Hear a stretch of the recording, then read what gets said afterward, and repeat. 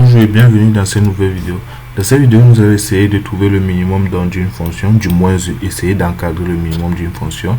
On prend donc x dans moins de 2 et on va essayer de trouver le minimum de cette fonction, un minimum local de cette fonction dans cet intervalle. Donc tout d'abord, on va essayer rapidement de tracer dans la fonction, mais cette fois-ci en utilisant les intervalles. Donc on va, pour chaque valeur de delta appartenant à ça, on va essayer de tracer de la fonction. Delta en fait c'est quoi? Il s'agit de diviser l'intervalle moins 2 en petits sous-intervalles et représenter l'image de ces sous-intervalles et jusqu'à l'obtention de notre courbe. Donc on aura 4 possibilités, on aura 4 essais qui correspondent à 4 valeurs de delta. Là dans notre fonction, dans notre code, on a d'abord deux bibliothèques. On a la bibliothèque Vive qui permet de tracer, de visualiser, et la bibliothèque MyInterval qu'on a écrite qui contient la classe intervalle et quelques méthodes relatives à cette classe. Donc qu'est-ce que nous faisons?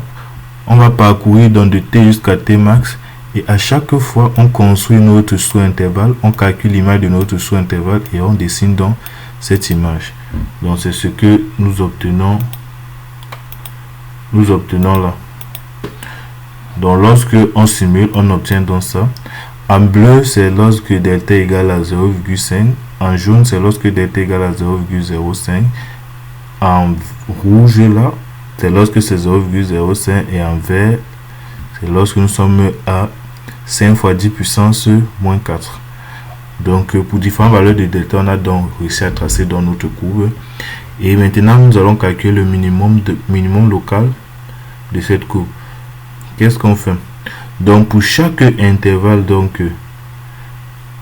pour chaque sous-intervalle qu'on construit, on va comparer donc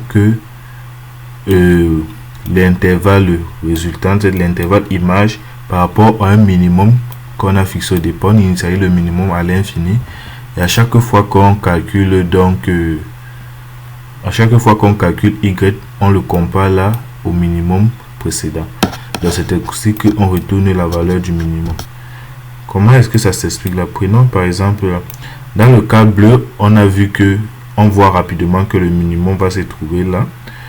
Dans le cas jaune, ça va se trouver quelque part là. Dans le cas rouge, ça se trouve là. Et dans le cas vert, quelque part plus bas.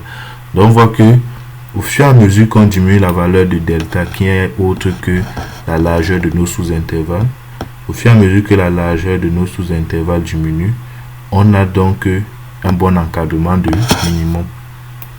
Et c'est ce qu'on peut voir dans nos résultats là. Au début, avec la couleur bleue, on n'a pas un bon encadrement là. Avec la couleur jaune, l'encadrement se resserre. La couleur rouge, on a un encadrement qui continue à se resserrer. Et à la fin, à la couleur vert, on a un encadrement de l'ordre de 10 puissance moins 4. Donc c'est l'essentiel de cette vidéo. À bientôt pour une nouvelle vidéo. Merci.